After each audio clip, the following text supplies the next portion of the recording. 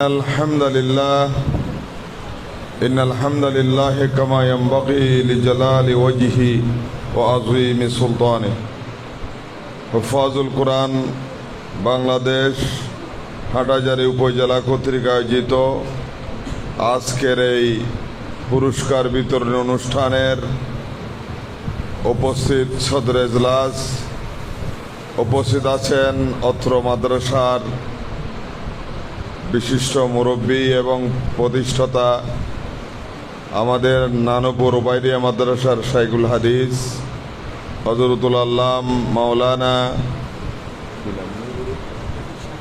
মাওলানা রফিক আহমদ সাহেব, উপস্থিত আমাদের বিভিন্ন উলামায়ে কেরাম, বিভিন্ন মাদ্রাসা থেকে আগত অতিথিবৃন্দ, উপস্থিত বিশিষ্ট রাজনীতিবিদ শুকর মেম্বার সাহেব সহ বিশেষ করে আমার সামনে সমবেত কোমলমতি ছাত্র ভাইরা, আসসালামু আলাইকুম রহমতুল্লাহ।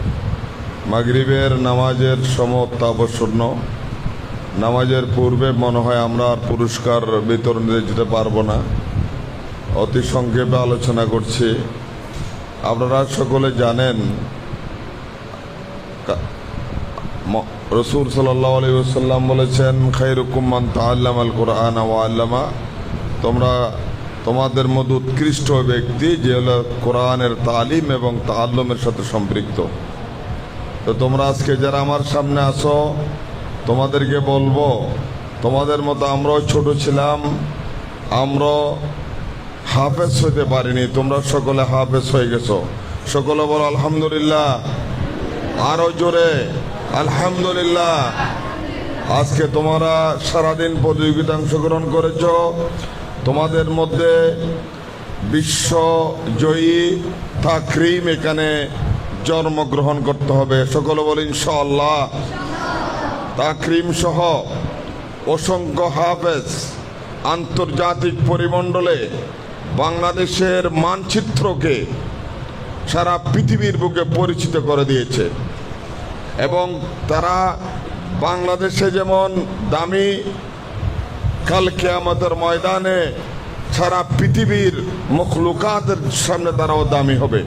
সেজন্য তোমরা যে কোরআন হেফজ করেছ, তোমরা অত্যন্ত দামি মানুষ হিসেবে আল্লাহ নবী স্বীকৃতি দিয়েছেন, কালামে পাক আল্লাহ স্বীকৃতি দিয়েছেন।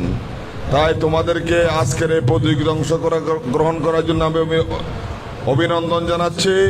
যারা আজকে বিজয়ী হয়েছে 1, 2, 3 থেকে যারা আজকে পুরস্কার নেবে, নগদ অর্থ নেবে, সনদ নেবে, আর যারা পাও নাই, তোমরা আগামীতে যাতে করে আরো ভালো রেজাল্ট করে প্রতিযোগিতা অংশগ্রহণ করে তোমাদেরকে রেজাল্ট নিতে হবে, তোমাদেরকে পুরস্কার নিতে হবে, তোমাদের মা বাবার সম্মানকে সমাজের মধ্যে কি করতে হবে, বুলন্দ করতে হবে।